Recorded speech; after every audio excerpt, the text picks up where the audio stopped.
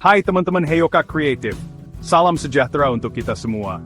Dalam video ini kami akan membahas tentang persinggungan dimensi jin dan manusia. Silakan disimak ya. Di Nusantara ini, pernah ada zaman di mana manusia dan jin saling menikah adalah hal yang lumrah. Persinggungan dimensi manusia dan jin bahkan menjadi perhatian ulama Islam. Ibnu Taimiyah mengakui bahwa pernikahan antara jin dan manusia bisa saja terjadi dalam artian secara fisik memungkinkan. Namun, ia tidak menganjurkannya, bahkan menyebutkan bahwa pernikahan semacam itu makruh atau bahkan haram, tergantung situasinya. Jin bisa menikah dengan manusia dan bisa juga memiliki keturunan. Ini telah diketahui dan diceritakan oleh banyak ulama. Ibnu Taimiyah, Majmu' al-Fatawa, jilid 19, halaman 39. Namun, ia juga menekankan bahwa pernikahan seperti itu bertentangan dengan hikmah syariat dan dapat membawa lebih banyak kerusakan daripada kebaikan. Terutama karena perbedaan alam eksistensi antara manusia dan jin, potensi manipulasi dan gangguan dari jin terhadap manusia, ketidakmungkinan menjalani kehidupan rumah tangga yang normal menurut syariat manusia.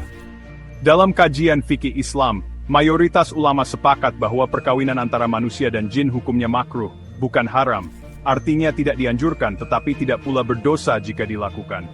Makruh dalam konteks ini serupa dengan hukum merokok di Indonesia, yang cenderung tidak dianjurkan oleh para ulama, namun belum tentu termasuk kategori haram. Hal ini karena secara teologis, jin adalah makhluk gaib yang diciptakan dari api dan memiliki dunia berbeda dari manusia, sehingga percampuran keduanya dianggap tidak sesuai dengan fitrah penciptaan. Beberapa riwayat dari literatur tasawuf dan cerita rakyat mengisahkan bahwa dari perkawinan antara jin dan manusia dapat lahir keturunan, yaitu manusia yang memiliki sifat atau kemampuan supranatural, dikenal sebagai manusia setengah jin. Tokoh-tokoh legenda seperti Datuk Panglima Kumbang, Lembu Suro, dan Mahesa Suro sering dikaitkan sebagai hasil dari relasi ini. Kisah-kisah ini umumnya berakar dari mitologi lokal yang diinterpretasikan dengan sudut pandang keagamaan maupun budaya spiritual masyarakat Jawa. Meski di era modern praktik ini terdengar mistis, beberapa orang masih meyakini bahwa perkawinan antara jin dan manusia bisa terjadi, meskipun prosesnya tidak semudah zaman dahulu. Kini untuk melintasi batas dunia manusia dan jin, dibutuhkan ritual khusus yang disebut tirakat, di mana manusia harus menyiapkan diri secara spiritual dan fisik agar dapat masuk ke dalam alam jin. Namun demikian, dalam proses ini, manusia akan menjadi bagian dari dunia jin. Tetapi jin tidak bisa menjadi bagian dari dunia manusia dalam wujud fisik yang permanen.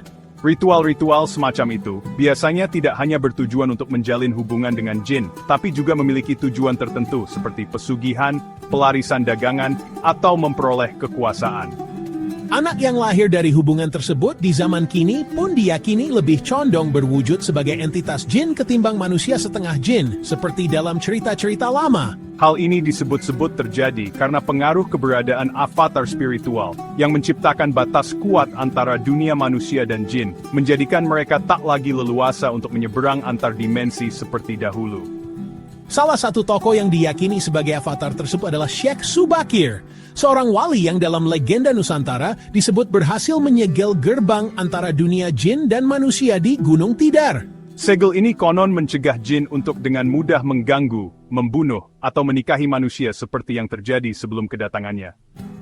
Dalam sejarah spiritual Jawa, Syekh Subakir dikenal sebagai tokoh yang menundukkan jin-jin tanah Jawa dan melakukan perjanjian gaib dengan tokoh mistis seperti Semar atau Sabdo Palon. Namun, sebagaimana halnya dengan segel atau kontrak spiritual lainnya, kekuatannya diyakini tidak bersifat abadi.